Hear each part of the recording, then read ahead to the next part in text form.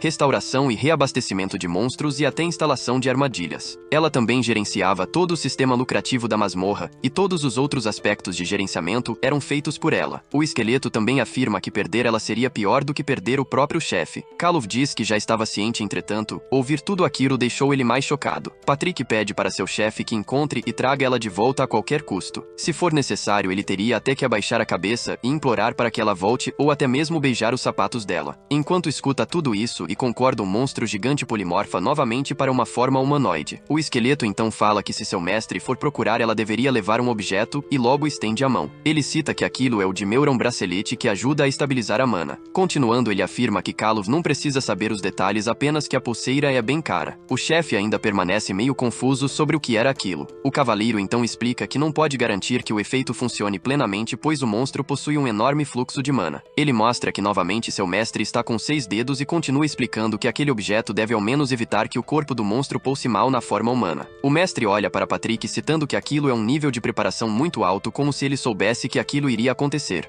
Ele continua e pergunta onde o esqueleto conseguiu aquilo, enquanto ele responde que achou no chão. Patrick, com uma expressão desconfortável, pede para que seu mestre não faça nada de estranho com o objeto, pois ele era frágil. Então, finalmente, o monstro põe o bracelete. Kalof pede para que Patrick cuide do local em sua ausência. Patrick o lembra que aquilo não era um passeio, e que o mesmo deveria voltar, pois dentro de 5 dias os humanos iriam retornar. O chefe da dungeon então pergunta se o esqueleto quer que ele volte antes que o grupo de ataque chegue à masmorra, enquanto Patrick confirma. Patrick diz que caso não conseguisse afastar os intrusos enquanto o monstro ancestral está fora, ele não sabe o que poderia acontecer. Com confiança, o cavaleiro diz com total certeza que por 5 dias os humanos não iriam invadir, e pede para que seu mestre lembre disso. Em sua forma humanoide, Kalof faz um sobretudo aparecer sobre ele e afirma que voltará com Renai dentro de 5 dias. Patrick reforça para que, se caso ele se aproximar de vilas humanas, é para tentar não chamar atenção, pois isso causaria discórdia. Kalof comenta que está tudo bem e começa a se encaminhar para fora da dungeon. Antes de sair, ele afirma com um sorriso maléfico que caso as coisas fiquem ruins, ele vai causar o caos e vai retornar à masmorra. Patrick, irritado, pede para que ele pare de agir assim. Vemos então o esqueleto murmurar e logo dizer que as coisas estão começando a complicar. Ele vê em um papel que a arma de Renai está sendo leiloada pelos humanos. Ou seja, Renai possivelmente entregou o dente decapitado, que era uma das 36 obras-primas, em algum lugar, e em troca trouxe uma pedra de mana que continha um demônio. Também afirma que por causa disso quase levou ela a ser morta pelo próprio chefe, que perdeu o controle por conta disso. O esqueleto diz saber o que vai acontecer e imagina seu Lorde devorando diversas pessoas e causando o apocalipse. Tentando se acalmar, o cavaleiro fala que ainda é muito cedo para a humanidade se extinguir enquanto segura um pedaço de jornal em sua mão. Ao continuar lendo o jornal, o esqueleto se espanta e vê que o grupo de ataque vai invadir a masmorra em apenas 3 dias. Se recordando do que disse ao seu mestre, o cavaleiro entra em desespero. Ele lembra que falou para seu mestre voltar em 5 dias e com uma expressão preocupada ou mesmo disse que se ferrou. Vemos então Caluf caído no meio de uma cratera após ter falhado em seu teletransporte. O rapaz resmunga que se teleportou para um local aleatório. Ele então se dá conta que a causa disso é o bracelete que está usando, responsável por manter a sua mana controlada. Afirmando que vai tentar outra vez, Caluf se levanta, usando suas sombras como apoio. Vemos então que as coordenadas na qual ele deseja se teleportar é o lugar em que Renai esteve e vendeu as pedras de mana à cidade de Astrin. Ele então, ao levantar, usa seus poderes de escuridão, se teletransportando novamente. Em outro local distante, é possível ver uma mulher com asas e chifres demoníacos sentada em um trono. Ela parabeniza os invasores que conseguiram chegar até ali, então diz que em troca ela iria dar uma morte honrosa para os mesmos. Então um homem se põe diante dela ironizando e afirmando que a mulher é muito orgulhosa para alguém da raça demoníaca. Com confiança, o homem saca sua espada e explica que todos que estão ali fazem parte de um grupo de ataque, se denominando os mercenários de elite do Império Tigre da Alvorada, que é um grupo no 32º lugar do ranking imperial. O mercenário afirma que em breve todo o mundo vai conhecer o seu grupo, enquanto diz que vai derrubar o demônio de seu trono. Olhando para os humanos com ar de superioridade, a mulher demônio os chama de tolos. Enquanto se levanta e pega seu cajado, ela afirma ser a 17ª descendente do rei demônio Asmodeus. Seu nome é Mels de LYMF Agreia, e a mesma se põe em postura de batalha. Enquanto sorri, a mesma pede para que os humanos fiquem felizes por escutarem seu nome antes de morrer. O homem continua com uma postura confiante e abre um sorriso de canto. Ele então logo parte para cima empunhando sua espada enquanto saca e arremessa uma lâmina na direção dela. A mulher facilmente se defende girando sua lança, enquanto olha com desprezo para ele. O mercenário se impressiona ao ver que ela defendeu seu ataque com tanta facilidade. Um mago encapuzado conjura uma magia e, ao mesmo tempo, afirma para seu líder que irá dar o suporte necessário. Irritada, a mulher prepara um ataque com sua lança e ofende os humanos, chamando-os de seres insignificantes. Ela então conjura com sua lança enormes chamas roxas e joga em direção a todos os mercenários. O líder da equipe usa sua espada para fincar no chão e joga os destroços para cima, se defendendo do ataque. Ao se defender das chamas, ele se espanta ao ver partículas de gelo. Então ele logo percebe que o demônio já havia conjurado outra magia. A mulher logo finaliza um feitiço glacial. Durante a conjuração do feitiço, o mercenário arremessa pedaços de destroços que ainda estavam no ar, afirmando que não deixaria ela lançar outra magia. Logo ele também avança para cima da mulher na intenção de atacá-la. Entretanto, a mulher já havia finalizado o feitiço e arremessa estacas de gelo na direção do homem. Porém, uma barreira se forma em sua frente, o defendendo dos ataques de gelo, enquanto a mulher fica confusa. Ela acreditava que já tinha derrotado os magos e olha na direção deles. Espantada, a mesma vê que, mesmo machucados, eles ainda estão dando suporte para seu líder. Irritado, ela percebe o homem avançando em sua frente, então logo reforça suas mãos afiadas com um feitiço de fogo. Os dois estão partindo para frente, e quando estavam prestes a se atingir, eles acertam outra coisa. Vemos então vários destroços sendo jogados para cima, enquanto os dois oponentes são arremessados para trás. Ainda confusos, os dois se perguntam o que aconteceu, pois de repente algo apareceu no meio entre eles. Em meio à fumaça, vemos uma figura se reerguendo. Os outros mercenários ajudam o seu líder a levantar enquanto confirmam se ele estava bem. O líder diz que está bem e questiona quem é que apareceu, pois ele não sabia que viria outro grupo de ataque. A mulher logo levanta-se perguntando se o grupo de ataque cresceu. Assustada, ela afirma que se quem chegou consegue atravessar o castelo do rei demônio com tanta facilidade, devia ser forte. Enquanto se perguntam quem era, a fumaça começa a se dispersar e uma figura se revela. É então possível ver Caluf com uma postura imponente. Ele se vira e olha para o mercenário na sala e pergunta se eles sabiam onde fica a cidade de Arstin. Diante de tal situação inusitada, todos da sala ficam perplexos sem entender o que havia acontecido. Emborrecido, o demônio e o mercenário questionam sobre o que aquele homem estava falando. O demônio então supõe que seja um inimigo por conta de sua aparência humana, então ordena para que ele fique longe, pois ela é um rei demônio. Ela continua falando com confiança para todos da sala ouvir que, independente de quantos humanos forem, ela vai derrotar todos. Caluf então se prende em seus pensamentos, questionando se aquela mulher era realmente um rei demônio. Segundo ele, os reis demônio que ele já havia encontrado eram extremamente mais assustadores e imponentes. Continuando em seu raciocínio, ele tira a conclusão que a diferença entre esse rei demônio e os que ele enfrentou deve ser a diferença de geração. Ainda irritado, o demônio grita que vai punir todos que estão ali por destruir sua propriedade, enquanto o mercenário retruca dizendo que vai derrotá-la. Após isso, vemos um grupo de humanos se aproximando e os mercenários afirmam que aquele é o grupo de apoio. Caluf ia novamente perguntar onde fica a cidade Arstin, porém é interrompido com o avanço dos humanos contra o demônio. Enquanto continua tentando questionar onde fica a cidade, os humanos e o demônio demônio trocam diversas farpas e ofensas. Então o líder dos mercenários se defende de um ataque e fala para seu grupo que não precisam ter medo pois agora eles têm apoio. Com a continuidade da batalha, Kalof continua sendo ignorado até o ponto de se irritar. Ele afirma já estar de saco cheio enquanto demonstra uma feição insatisfeita. E então o rapaz se levanta enquanto volta a pensar que precisa encontrar Renai o mais rápido possível e que não vai adiantar tentar perguntar para os humanos que ali estão. Continuando seu pensamento, ele afirma que qualquer atraso ele sabe que Patrick vai dar uma bronca nele. Os mercenários ao fundo acreditam que ele também é do grupo de apoio e logo pergunta se o homem vai ajudar ou está com medo. Kalof, irritado, ordena que eles calem a boca e logo assume sua forma monstruosa. Ao se transformar, ele ataca todos os humanos que estavam ali. Completamente horrorizados, todos tentam escapar pois sabem que não podem vencer. Entretanto, Kalof sem piedade captura e devora todos os mercenários. Após esse massacre, o monstro retorna à sua forma humana e caminha em direção à mulher. O demônio permanece paralisado, completamente confusa com a cena que viu. O silêncio é quebrado por um arroto de Kalof que por um momento assusta a mulher. Ela então, ainda confusa, questiona o que Kalof tinha feito. A mesma afirma que aquilo foi extremamente poderoso e que com esse poder ele com certeza era muito mais forte que ela. Os olhos da mulher então se enchem de um intenso brilho. Ela diz estar muito interessada sobre ele. Empolgada, demônio analisa todo o corpo de Kalof enquanto pergunta qual seria sua verdadeira identidade e como ele era tão forte. Sem falar nada, o homem faz uma expressão de desprezo. Entretanto, mesmo vendo essa resposta, a mulher continua extremamente empolgada. Diante daquilo, ela se desculpa e logo se apresenta de maneira adequada. Fazendo uma pose extravagante, ela revela que é um rei demônio e a 17ª filha de Asmodeus e seu nome é Mels de Lymf Agreia. Então novamente ela questiona qual o nome do homem à sua frente. Com uma feição ainda mais enojado, Kalof diz odiar toda aquela situação. Porém, visando que tem pouco tempo para perder com coisas fúteis, ele logo ia se apresentar. Mas o rapaz hesita e começa a raciocinar. Ele percebe que caso revele sua identidade, a notícia poderia se espalhar rapidamente. Então, a fim de se safar daquela situação, ele tenta inventar um novo nome. Sem criatividade, ele se apresenta como Svaldo Rounier. Tentando parecer mais convincente, ele faz um joinha para a mulher enquanto pensa que esse nome é péssimo, mas vai servir. Ao escutar o nome, seus olhos se enchem novamente de brilho e ela pede a permissão para chamar o homem de Lord Svaldo. Ela então logo agradece por ele ter vindo salvá-la. Svaldo diz que não tem problemas mesmo sabendo que aquilo não foi intencional. A garota faz uma feição emburrada e agradece novamente, afirmando que caso ele não tivesse ajudado, ela poderia estar morta. A moça logo abre um sorriso falando que quer retribuir o favor. O homem logo sorri e agradece, perguntando logo em seguida se a moça sabe onde fica a cidade Arstin. Confiante, Svaldo comemora por ter escolhido de forma correta e ter eliminado somente os humanos. Entretanto, para a decepção de Svaldo, a mulher pergunta a ele o que seria Arstin. Em poucos segundos, o homem muda completamente sua expressão para decepção. Ele percebe que o demônio não sabia nem ao menos o que Arstin significava. Irritado, ele pensa que fez a pergunta para a pior pessoa possível. Já desanimado, ele questiona onde fica a vila humana mais próxima. Ela responde que a vila humana mais próxima se chama Liase. Pensativo, ele pergunta se Liase é a capital imperial. Infelizmente, ele logo se dá conta que Liase fica a 2 meses de distância da cidade que Renai provavelmente está. Frustrado, o homem cai no chão totalmente desesperançoso, percebendo que errou feio. A mulher logo pergunta o que havia acontecido e se ele estaria bem. Ao escutar a palavra errou, ela percebe que ele provavelmente quer ir para uma cidade distante. Então ela sugere que ele use o rubi de teletransporte. Confuso, Kalof pergunta o que seria isso. A mulher explica que é algo criado pelos humanos através de magia e alquimia, e que até onde ela sabe esse objeto possui a tecnologia de transferir alguém através do espaço. Svaldo se levanta e pergunta onde fica esse tal rubi. A moça então comenta que o rubi fica na capital imperial. Svaldo e Mels, após chegarem em Liase, ele questiona se aquele seria o famoso centro da capital imperial. A garota, extremamente empolgada, confirma que sim e afirma que não existe lugar melhor que esse para reunir informações. Svaldo não acha que vai encontrar Renai ali, porém precisa reunir informações, já que não tem certeza de onde ela está. Mels então confirma se quem Kalof estava procurando era uma garota de cabelos prateados. O homem então, cabisbaixo, afirma que sim. A mulher pede para que ele não se preocupe, pois ela vai ajudar ele a achar a garota. Ele diz que ela é a senhora do castelo do rei dos demônios e pergunta se está tudo bem ela deixar o castelo. Com um leve sorriso, a mulher agradeceu pela preocupação. Mels explica que é um demônio que nasceu para governar, ou seja, independentemente de onde ela esteja, é considerado terra demoníaca e que todos os demônios são seus soldados. Svaldo logo pergunta se aquilo seria um poder do rei demônio e se ela era capaz de reunir todos os demônios livremente. A garota, com orgulho, logo confirma a tese do homem. Entretanto, a mesma diz que, embora seja isso, nunca tentou usar tal poder. Com uma rápida mudança de expressão, o rapaz logo demonstra estar decepcionado. Empolgada, ela confirma que seu pai já usou essa habilidade, ou seja, ela pode usar também, e Svaldo apenas aceita. Complementando, ela cita que o castelo que seu pai a deixou foi parcialmente destruído, então ela não tinha escolha. Ele se desculpa pela destruição que causou enquanto ela o tranquiliza. A garota explica que já estava acostumada e não tinha como evitar, pois a capital dos humanos ficava em frente ao seu castelo. Encerrando a conversa, ela diz que eles devem começar a procurar informações e Kaluf concorda. Durante a caminhada com a moça, Kaluf sente um pressentimento ruim, como se algo de mal fosse acontecer. Após um tempo, vemos um barman entregar 2 cervejas na mesa em que os dois estavam sentados. Ao olhar a bebida, Kaluf se dá conta que sua intuição não falhou e não entende o porquê de aquilo ser necessário. Melz então pega sua caneca, dando um gole na bebida. Kaluf, confuso, pergunta à garota sobre por que os dois estavam perdendo tempo ali. Quando termina de engolir a bebida, o demônio começa a explicar. Ela cita que Svaldo não deve entender muito sobre o mundo humano, pois bares são os lugares com as maiores fontes de informações. Estendendo sua mão para cima, ela pede para que ele olhe ao redor e veja todas as conversas que estão acontecendo. Diante disso, é possível ver que o local está completamente cheio e diversas pessoas bebem enquanto dialogam. Ela continua e alega que todas essas conversas são gemas brutas de informação. Enquanto apoiava seu queixo com as mãos, ela sorri para o homem, citando que tudo o que ele precisa fazer é escolher qual quer ouvir. Confuso, ele olha para o lado e pergunta sobre o que ela queria dizer com aquilo. Logo, o rapaz vê um mural com diversos papéis informativos pendurados. Os dois se levantam e caminham até lá. A moça diz que não sabia que tinha um desses ali. Ela explica que aquilo é a rede de informações que ela já havia falado sobre. Kaluf diz não se lembrar que ela já havia falado sobre aquilo. Ele então pega um papel que estava no mural e começa a ler. Melz explica que aquilo era uma lista de expedição para as masmorras e serve para evitar que mais de um grupo entre em uma. Ela complementa dizendo que nunca pode ter 2 grupos distintos de humanos ao mesmo tempo em uma dungeon. E se isso acontecesse, haveria problemas na distribuição de pagamentos. Com uma feição triste, ela fala que se os humanos invadissem masmorras em grupos maiores, teriam muito mais chance de vencer. Porém, eles não fazem isso porque são completamente cegos pela ganância. Ao ouvir aquilo, Kaluf diz que isso é melhor para eles. Intrigada, a mulher questiona o motivo dele ter dito nós e qual o objetivo de falar isso, indagando se ele também seria um demônio de dungeon. Enquanto aproxima seu rosto do dele, ela cita que é estranho que um demônio de masmorra consiga andar tão livremente. Tentando se safar, Kaluf diz que é muito preguiçoso para tentar explicar e pede para que ela esqueça aquilo. Mesmo dizendo que ele tem muitos segredos, ela alega que vai deixar isso de lado e que ele deve ter motivos para esconder tudo. Aliviado, o homem continua a analisar o resto dos papéis do mural quando se espanta ao ver um. Ele percebe que um dos papéis se refere ao núcleo antigo, porém percebe que a lista de ataque está vazia. Sendo assim, ele conclui que não tem nenhum grupo de ataque para invadir sua masmorra e assim provavelmente iria ter mais tempo. Curiosa, Melz indaga qual papel o homem estava olhando. Ao não receber nenhuma resposta, ela insiste em ver o que estava com ele. Enfim, Kaluf finalmente mostra o papel para a moça, que logo sorri ao ver do que se trata. Ela lê e confirma que aquele papel se trata sobre o núcleo antigo, uma das 7 masmorras maléficas. O homem então interroga se o demônio conhecia o núcleo antigo e logo em seguida ela afirma que sim. Enquanto arranca o papel do mural, ela exalta a grandeza da dungeon e afirma que é a mais poderosa entre todas as 7. Com seus olhos brilhando, ela afirma que qualquer demônio gostaria de fazer parte dela. Continuando, ela explica que o governante dessa masmorra é o senhor de toda a criação, o guardião de Deus, e é também o ápice de todos os monstros. De forma alegre, ela recita o nome Lord Kaluf lentamente. Enquanto se recorda de Patrick e Renai brigando com ele, o mesmo se pergunta se realmente era aquilo tudo. A demônio também conta que de todas o núcleo antigo é a dungeon favorita dela. Ela expõe que quer ser mais forte para no futuro encontrar o Lord Kaluf. Suando, o homem percebe que ela está falando tudo isso e nem imagina que está diante do Lorde que ela tanto almeja. A mulher afirma que no futuro quer ser assim. Ela complementa que o seu pai também era um homem forte e um verdadeiro rei demônio adequado ao trono oposto dela. Com uma feição triste, ela relata que o que aconteceu é que apenas houve um humano mais forte que ele. Segundo ela, era um jovem herói chamado Vern. Svaldo fala que se esse é um herói que derrotou até mesmo o rei demônio, ele não queria chegar perto dele. O mesmo nem sequer percebe que derrotou esse tal herói com somente um bocejo. A moça fala que não pretende passar a vida gerenciando uma dungeon como o pai dela. Ela quer permitir que todos seus demônios façam suas próprias masmorras. E é por isso que ela vai ficar forte e pergunta o que o rapaz acha disso. Sorrindo e imaginando que é bom ser jovem, Kaluf afirma com a cabeça. O homem se recorda que já foi assim há tanto tempo que ele nem sequer pode lembrar. Nesse tempo, quando ele ainda era cheio de vigor, ele liderou exércitos poderosos o suficiente para dominar o mundo, e que tentou dominar todo o conhecimento do mundo, se esforçando mais que qualquer outro monstro, alegando que chegou até mesmo a se associar com humanos e que durante um tempo dedicou tudo a eles. Entretanto, no fim, ele se deu conta que tudo o que havia feito tinha sido em vão, e Agora seu único desejo é dormir o dia todo. Ao terminar seu raciocínio com uma expressão de obstinado, ele repara que a mulher estava deitada sobre a mesa. Ao notar, ele percebe que a garota estava dormindo. Ainda no local, vemos um homem dizer que havia esquecido de pôr no mural um pedido de subjugação à Dungeon. Ao mesmo tempo, Kalov leva Mels, que estava desacordada, para um dos quartos do bar. E durante isso, um homem reclama com o rapaz por estar colocando o papel somente agora. Vemos então que esse papel se refere ao núcleo antigo e que 31 soldados sob os comandos do líder da expedição Nifrin iriam invadir a masmorra dentro de 72 horas. O dia então se inicia e vemos Mels deitada na cama de um quarto. A garota começa a se levantar resmungando sobre uma forte enxaqueca. Kalov entra no quarto e pergunta se a garota já havia acordado. Ela relata não se lembrar do que aconteceu na noite passada. E quando Kalov estava prestes a comentar algo, ele olha para a garota e para Lisa. Espantado, ele cai para trás enquanto mantém uma expressão de surpresa. Mels questiona por que ele está agindo daquela maneira. Ainda confuso, o homem pensa que deve estar sonhando e se mantém perplexo. É então revelado o motivo da surpresa de Kalov. Vemos a antes mulher demônio em uma forma completamente infantil. Kalov pergunta o porquê ela ter se transformado em uma criança. Irritada, ela levanta afirmando não ser uma criança. O homem indaga se ela então rejuvenesceu. Irritada, a garota começa a desferir socos contra o homem enquanto o chama de grosseiro. Ele continua e diz que a culpa é totalmente dela por ter ficado jovem de repente em meio a uma chuva de socos em sua face. Durante seus ataques, ela afirma que não ficou mais jovem. Ela explica que a aparência da noite passada era sua segunda forma e que ela usa para não ser subestimada por humanos. Essa aparência atual é a primeira forma. Então ele pergunta se a versão atual dela é a sua forma original e a demônio afirma que sim. O rosto de Kalov incha por conta dos golpes e Mels logo questiona como o rosto dele ficou assim. Independente disso, ela diz que a magia que ela usou para obter a segunda forma apenas espelha como vai ser sua futura aparência. Ou seja, quando ela crescer, ela vai ficar como em sua outra forma. Ele então apenas concorda. Apontando para ele, a menina indaga se ele realmente entendeu e ele responde que sim, ainda se mantendo irritada sem motivo aparente. O homem comenta que vão precisar de roupas novas, pois as antigas estão grandes demais para a garota. Insistindo, ela pede para que ele pare de tratar ela como uma criança. A cena pula para a casa do conde da cidade de Arstin. É possível ver a entrada da mansão, na qual possui um alto portão. Uma cavalaria chega e se põe em frente à residência. Um mensageiro desce de seu cavalo e ordena que o conde abra os portões para receber a equipe de ataque. Ele continua e informa que vieram de Liase para invadir e dominar o núcleo antigo. Ao lado do mensageiro está o líder da expedição Nifrin montado em seu cavalo e vestindo um sobretudo branco e imponente. Dentro da residência, o conde se pergunta quem foi o responsável por enviar esses documentos. A empregada então responde que foi mandado pelo terceiro olho. Então vemos o conde estar com um homem vestido de forma fina e de longos cabelos loiros. Com uma expressão irritada e veia saltando, o conde em seus pensamentos cita que o terceiro olho é uma maldita associação controlada pelo direito imperial. Ele ressalta que para dungeons com rank superior ao B é preciso ter a permissão do senhor dono do território antes que possam subjugá-la. O mesmo afirma que não mandaram um pedido e sim um aviso, porém como é uma ordem imperial, ele não tem o direito de recusar. O conde pergunta à empregada se ela acha que esse grupo de ataque é forte o suficiente para subjugar o núcleo antigo. Mesmo hesitando, a mulher chacoalha a cabeça fazendo o sinal de não. Ele concorda e também acha que é um grupo muito fraco para uma dungeon tão poderosa. Quanto ao líder do grupo chamado Nifrin, ele nunca sequer ouviu falar sobre ele. Ainda irritado, ele se pergunta o que os malditos dos três olhos querem. Segundo ele, caso o grupo toque na masmorra de forma equivocada, iria pôr em risco todo o território de Arstin. Uma indagação surge e ele pergunta se deveria pedir a um grupo mais forte para que vá à dungeon. Entretanto, para fazer isso, teria que ser um grupo de confiança. A serviçal então diz que ele pode encontrar a resposta mais perto do que ele imagina. Ao entender o que a mulher quis dizer, ele percebe que se chamasse a Torre Mágica seria completamente possível. O conde relata que ouviu rumores que a Torre Mágica expandiu muito devido a pedras de mana de alta qualidade de origem desconhecida. Ainda assim, mesmo com um crescimento acelerado, uma torre de apenas rank a subjugar uma das 7 masmorras maléficas é algo improvável. Entretanto, ele cita que se tudo que ele ouviu for verdade, existe uma possibilidade de dar certo. Com um sorriso, ele lembra que o guardião do caminho da direita foi derrotado. Então só resta somente o chefe da dungeon, que derrotou o herói Verne e seus subordinados. Etark conclui seu pensamento e ordena a sua empregada para que envie alguém para a Torre Mágica com uma solicitação imediata. Ele promete fama e dinheiro caso eles consigam subjugar o núcleo antigo de qualquer maneira. A porta da sala que eles estavam logo é aberta violentamente. Uma voz de forma imponente fala que ninguém além deles vai adentrar a dungeon. O conde fica confuso, se perguntando quem seria. Logo vemos Nifrin, um jovem de cabelos loiros acompanhado de mais duas figuras. Uma dessas figuras é gigantesca e carrega uma enorme arma consigo, enquanto a outra parece ser uma adorável garota de cabelos verdes. Ao adentrar a sala, Nifrin pergunta se aquele seria o conde Etark. O conde logo retruca, indagando quem seriam aquelas pessoas. Nifrin se apresenta e diz que por não abrirem o portão eles tiveram que invadir. O conde pergunta o porquê de eles terem ido até ali sem um aviso prévio. O jovem logo se senta no sofá que estava na sala e pergunta se o conde não havia recebido os documentos. Então ele olha para o conde com uma face ameaçadora, questionando se há algum motivo para que eles não possam ir até lá. Nervoso, o conde responde que não, enquanto percebe a sede de sangue do garoto mesmo sendo tão jovem. A garota afirma que eles são visitas, então pede para comer algo. O conde ordena que a serviçal vá e faça o que a garota pediu. Após a chegada da comida, o conde está sentado em frente a Nifrin, enquanto a garota começa a comer ao lado dele. Etark logo pergunta a razão pela qual eles estavam atrás dele. Nifrin, confiante, diz que é óbvio que estão ali para conquistar um núcleo antigo. O conde relata que fazendo apenas um dia que os documentos oficiais chegaram até ele e que eles chegaram bem rápido. Ele continua e pergunta se eles já sabem quando vão atacar.